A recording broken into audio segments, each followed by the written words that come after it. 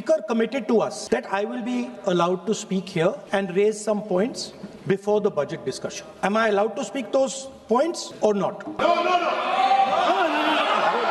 ये अभी राहुल गांधी जी ने कहा वो 100% सही नहीं है. स्पीकर ने कमिटमेंट नहीं किया है. A leader of opposition is not allowed to speak even for 1 minute. Budget ಚರ್ಚೆಗೂ ಮುಂಚೆ ತಮಗೆ ಮಾತನಾಡೋದಕ್ಕೆ ಅವಕಾಶ ಕೊಡಬೇಕು ಅಂತ ವಿರೋಧ ಪಕ್ಷದ ನಾಯಕ ರಾಹುಲ್ ಗಾಂಧಿ ಒತ್ತಾಯಿಸಿದ ಮೇಲೆ ಸರ್ಕಾರ ಹಾಗೆ ವಿರೋಧ ಪಕ್ಷದ ಸದಸ್ಯರ ನಡುವೆ ತೀವ್ರ ಗದ್ದಲ ಉಂಟಾದ ಹಿನ್ನೆಲೆಯಲ್ಲೇ ಲೋಕಸಭೆಯನ್ನ ದಿನದ ಮಟ್ಟಿಗೆ ಮುಂದೂಡಲಾಯಿತು. ಸದನದಲ್ಲಿ ಈ ವಿಷಯವನ್ನ ಪ್ರಸ್ತಾಪ ಮಾಡಿದ ರಾಹುಲ್ ಗಾಂಧಿ ಚರ್ಚೆ ಶುರುವಾಗುವುದಕ್ಕೂ ಮುಂಚೆ ತಮ್ಮ ಅಂಶಗಳನ್ನು ಮಂಡಿಸೋದಕ್ಕೆ ಟೈಮ್ ಕೊಡಲಾಗುತ್ತೆ ಅಂತ ಸ್ಪೀಕರ್ ಪ್ರತಿಪಕ್ಷಗಳಿಗೆ ಭರವಸೆ ಕೊಟ್ಟಿದ್ದಾರೆ ಅಂತ ಹೇಳಿದ್ರು. 1 ಗಂಟೆ ಹಿಂದೆ ಸದನದ ಸದಸ್ಯರೊಬ್ಬರು ಸ್ಪೀಕರ್ ಬಳಿಗೆ ಹೋದ್ರು. ಬಜೆಟ್ ಚರ್ಚೆಗೆ ಮೊದಲು ನನಗೆ ಇಲ್ಲಿ ಮಾತನಾಡೋದಕ್ಕೆ ಮತ್ತು ಕೆಲವು ಅಂಶಗಳನ್ನು ಎತ್ತೋದಕ್ಕೆ ಅವಕಾಶ ಕೊಡಲಾಗುತ್ತೆ ಅಂತ ಸ್ಪೀಕರ್ ಬದ್ಧರಾಗಿದ್ರು. ಈಗ ನೀವು ನಿಮ್ಮ ಮಾತಿಗೂ ಬದ್ಧರಾಗಿರಿ. ನನಗೆ ಒಂದು ವಿಷಯ ಗೊತ್ತಾಗಬೇಕು, ನನಗೆ ಕೆಲವು ಅಂಶಗಳನ್ನು ಮಾತನಾಡೋದಕ್ಕೆ ಅವಕಾಶ ಇದೆಯಾ ಇಲ್ವಾ ಅಂತ ಪ್ರಶ್ನೆ ಮಾಡಿದ್ರು. 1 घंटा पहले स्पीकर साहब के पास हम गए. मैंने member of the house went and speaker committed to us, personally committed to us, that I will be allowed to speak here and raise some points before the budget discussion. Now you are going back on your word, so I'd like to know, am I allowed to speak those points or not? No.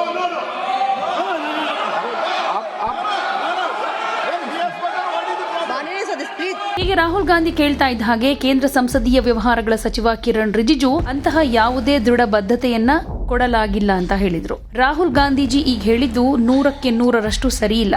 Speaker ಯಾವುದೇ ಬದ್ಧತೆಯನ್ನ ಕೊಟ್ಟಿಲ್ಲ. ಒಪ್ಪಂದಕ್ಕೆ ಬಂದ್ರೆ ನಾವು ನಿಮ್ಗೆ ಮಾತನಾಡೋದಕ್ಕೆ ಅವಕಾಶ ಕೊಡ್ತೀವಿ, ಹಾಗೆ ಇತರ ಪಕ್ಷಗಳ ನಾಯಕರಿಗೂ ಮಾತನಾಡೋದಕ್ಕೆ ಅವಕಾಶ ಕೊಡ್ತೀವಿ ಅಂತ ಸ್ಪೀಕರ್ ಹೇಳಿದ್ರು. ನಾವು ಕಾಂಗ್ರೆಸ್ಗೆ ಮಾತ್ರ ಅವಕಾಶ ಕೊಡ್ತೀವಿ ಅನ್ನೋದನ್ನ ಅವ್ರು ಹೇಳಲಿಲ್ಲ ಅಂತ ರಿಜಿಜು ಕ್ಲಾರಿಫಿಕೇಶನ್ ಕೊಟ್ರು. ಈ ಸಂದರ್ಭದಲ್ಲಿ ಒಂದಷ್ಟು ಭಿನ್ನಾಭಿಪ್ರಾಯ ಪದೇ ಗದ್ದಲಕ್ಕೆ ಕಾರಣ ಆಯಿತು. ಇದರಿಂದ ಸದನವನ್ನ ದಿನದ ಮಟ್ಟಿಗೆ ಮುಂದೂಡಲಾಯಿತು. ಹಾಗೆ ಬಜೆಟ್ ಚರ್ಚೆಯನ್ನು ಕೂಡ ಸ್ಥಗಿತ ಮಾಡಲಾಯಿತು. राहुल गांधी जी ने कहा स्पीकर के चैम्बर में वेणुगोपाल जी थे, मैं भी ज्वाइन किया और हम लोग बातचीत किए. मैं इस चीज का पुष्टि करना चाहता हूं कि स्पीकर साहब ने पहल किया था कि अगर सब मान जाए तो सदन चलना चाहिए, और वेणुगोपाल जी की ओर से भी कहा गया है कि हम अपना लीडर ऑफ अपोजिशन से कुछ बुलवाना चाहते हैं. लेकिन उससे पहले हमने ये बात तय किया कि अगर क्या विषय में आप बात करेंगे, अगर स्पीकर के ऊपर एलिगेशन लगाएंगे तो स्पीकर का भी जवाब होगा.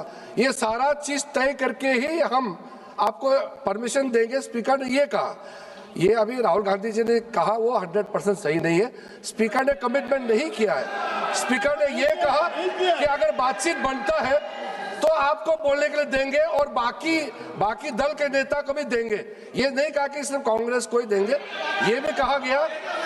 अरे ಈ ರೀತಿ ಕಲಾಪ ಮುಂದೂಡಿಕೆಗೆ ರಿಯಾಕ್ಟ್ ಮಾಡಿರೋ ಕಾಂಗ್ರೆಸ್ ಸಂಸದೆ ಪ್ರಿಯಾಂಕಾ ಗಾಂಧಿ ವಾದ್ರಾ ಸರ್ಕಾರವನ್ನ ಟೀಕೆ ಮಾಡ್ತಾ ಇಂತಹ ಪರಿಸ್ಥಿತಿ ನಿಜಕ್ಕೂ ದುಃಖಕರ, ಹಾಗೆ ಇದು ಪ್ರಜಾಪ್ರಭುತ್ವ ವಿರೋಧಿ ಅಂತ ಹೇಳಿದ್ರು.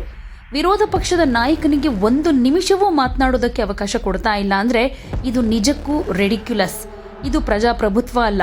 ನಾವಿಲ್ಲಿಗೆ ಯಾಕೆ ಬಂದಿದ್ದೀವಿ, ಅವರು ಇವ್ರಿಗೆ ಮಾತನಾಡೋದಕ್ಕೆ ಅವಕಾಶ ಕೊಡಬೇಕಲ್ವಾ ಅಂತಾನು ಸರ್ಕಾರದ ನಡೆಯನ್ನ ಟೀಕೆ ಮಾಡಿದ್ದಾರೆ. Honestly, it's very sad like this. We just go in the house and we come out.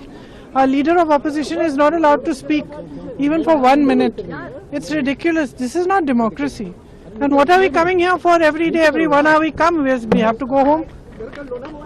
You should allow him to speak. He is the leader of the opposition. When the LOP stood up to speak, but that did not happen. I just said what I think.